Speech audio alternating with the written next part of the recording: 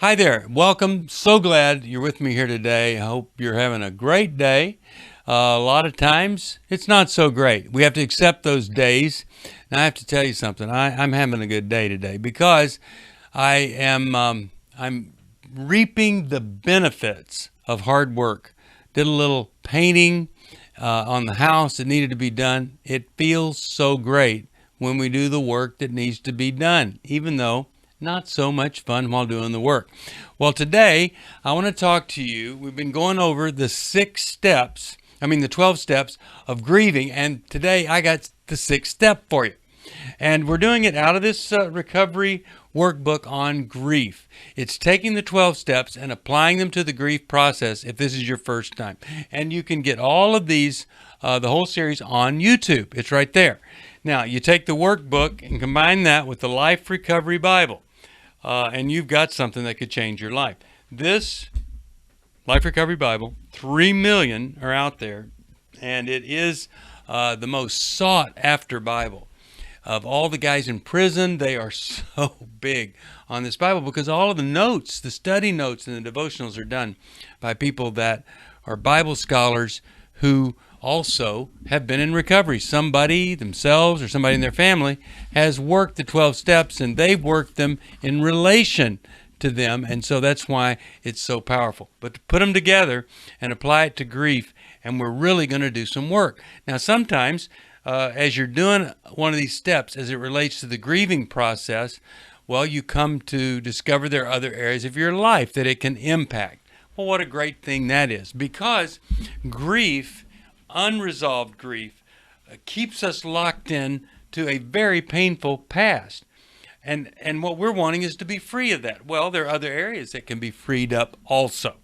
So today, we're going to take step number 6. And what are we doing here in relation to grief? Well, the 3 words. We want to get through the grieving process, to get over the grief and get beyond it.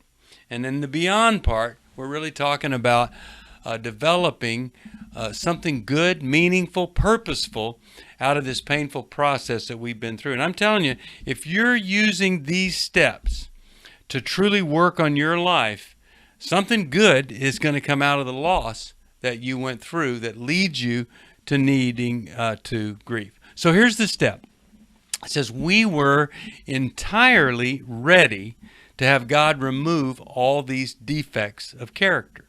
So in the first 5 steps, we've admitted we've got these limitations here, and we accept that.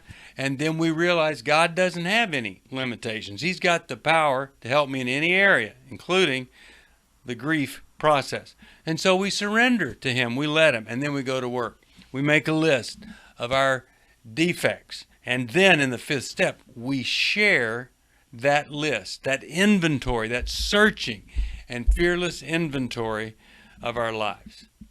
And then we get to 6, and it says we were entirely ready. Remember, all the steps are past tense based on what the people did in AA to be successful in transforming their lives. So they're all past tense. So here it is. We were entirely ready to have God remove all these defects of character.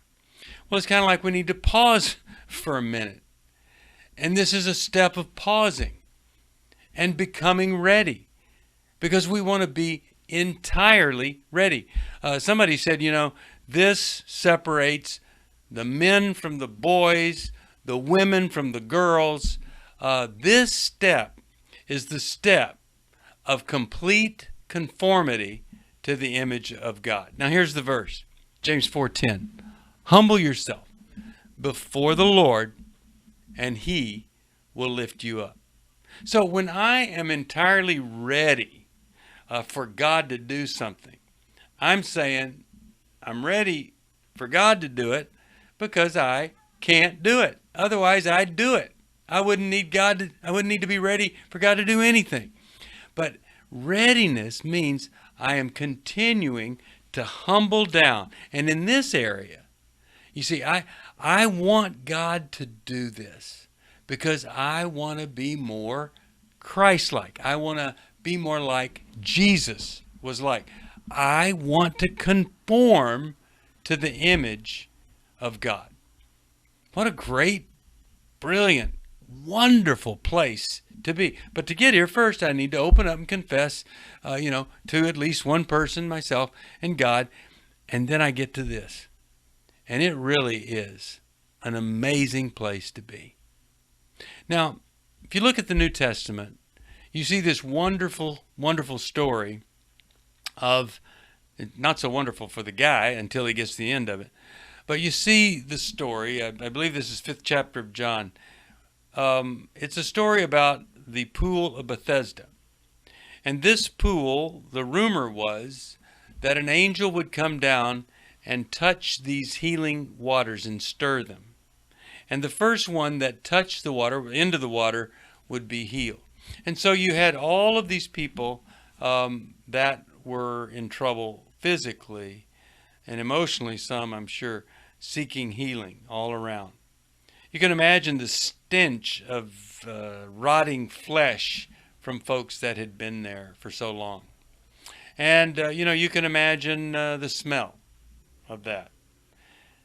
And then you can imagine the sounds of people moaning in pain or dying. And here was a man who had been there for years. And Jesus walks up to him and says this. Ask him a question. Do you want to be healed? Well, rather than the guy say yes, he starts offering excuses. Well, I want to be healed, but hey, couldn't get in the pool, don't have anybody to help me, can't walk, all of that.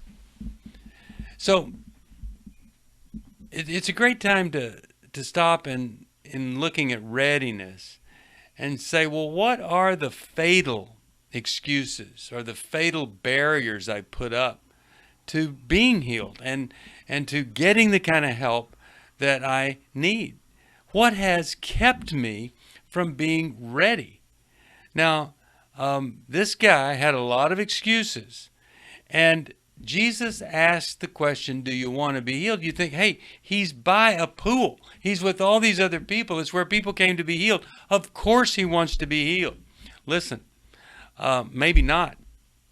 Sometimes we get involved in these pathways that we follow, these habits, a way of life. We become identified as sick or helpless. Learned helplessness is, no matter what anybody says, I've got an excuse of why that won't work, or I tried it, and we just end up hopeless. And so Jesus knows the human condition, and perhaps he was asking if he wanted to get well because he didn't really know if he did. Looks like he did, but did he really want to get well? And then Jesus says, pick up your mat and walk. And so are we ready to pick up our mat? Are we ready to let go of some beliefs we might have had about limitations, or some beliefs about ourselves that are full of shame and unworthiness? Are we willing to let go of some of the patterns that we've been following that are comfortable even though they're unhealthy? Are we willing to let go of the excuses or whatever we've done? And I like to say, are we willing to let go of a way versus the way and the truth and the life that brings us healing and hope and brings us to the Father? So first 5 steps, we're looking at limitations we have. We're looking at surrendering.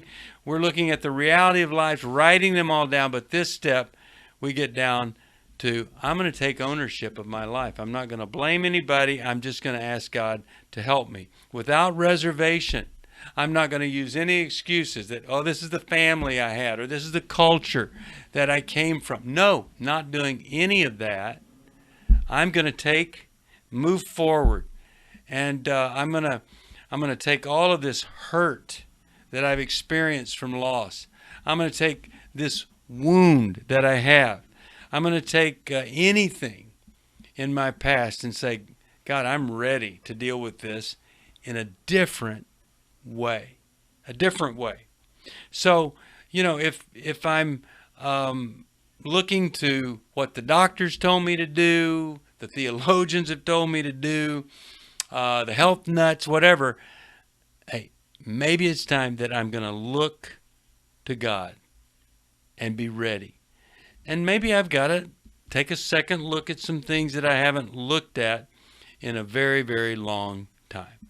You know, I can't, when it says become entirely ready, it kind of means a standard of perfection. Well, I can't do anything perfectly except step one. I can perfectly admit that I am powerless to change something in and of myself.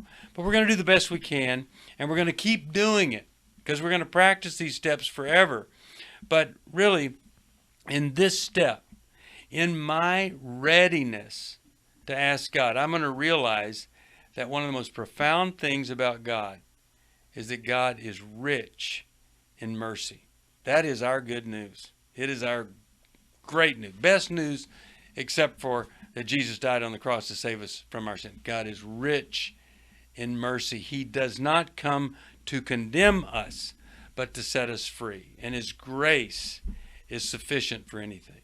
So I am ready for God, who is love, who is rich in mercy, who is so full of grace. I am now ready for that person, that God, to deal with me and remove the things from my life. I'm ready. I'm humbled down. So, you know, if there's any area of my life I haven't dealt with, I'm going to throw that in here. I'm going to say that God's way is better than my way. I've journeyed through perseverance to this particular point where I say, God, make me ready. Help me get ready. Show me the ways that I might not quite be ready. Let me leave you with this verse. 1 Peter 4:1. Arm yourselves with the attitude of Christ, who was prepared and willing to suffer. Isn't that? He was willing to suffer, and because he was, we don't have to.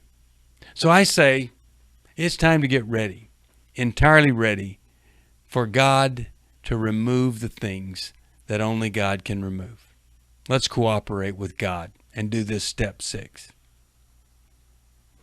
Well, I hope that's helpful. Really want to get us through these steps, and that they would be meaningful and powerful. And if you think about it, maybe call 1-800-NEW-LIFE, get this grief workbook, and get a life recovery Bible. Now let's shift gears. Had a question come in, actually a little bit of time ago, but I want to get to it. And it's from a father who has a 24-year-old son who's schizophrenic, who stays in bed, doesn't do anything, or stays in the room, video games, things like that, and won't take medication. I'm just going to say this. I don't care what dilemma, illness, disease, schizophrenia, whether it's a psych or a medical problem, physical, mental, emotional, spiritual. If a person in your home needs medication and your home and you are not able to motivate them to do that, then those people, that person needs to live somewhere else. If a child, 24, has to live in a separate place where medication is forced for them to be taken, then it should be. Now let me tell you why I say that. A 24-year-old schizophrenic taking medication can not only survive, but can function better than a lot of people who aren't schizophrenic. The medication is not always comfortable every minute, every moment, but it's so good that so many people can live so far beyond that diagnosis. So I would say to that father, do what you have to do to get the medication in that boy who's schizophrenic. Now, if that boy was depressed, I'd say, well, let's do what we can do to change his diet, to get exercise, to do all these other things that might do just as well as medication. But when you have a clinical diagnosis of schizophrenia, all the exercise and health food and eliminating sugar and stuff, it's not going to change that. You need to be on the right medication. So in this COVID virus time, A lot of people are noticing some things about the folks that they love and live with, maybe for the first time in a long time. And you might be noticing somebody's not on their medication, bipolar, depressed, whatever. Encourage them to do whatever it takes to get on that medication, stay on it, and do not get off of it. All right, that's my word for today for you. God bless you. I want to mention something to you. Got two special guests that we're going to be doing on Facebook Live. I love these people. Ann Graham Lotz is going to be with us. I believe she's coming on Friday.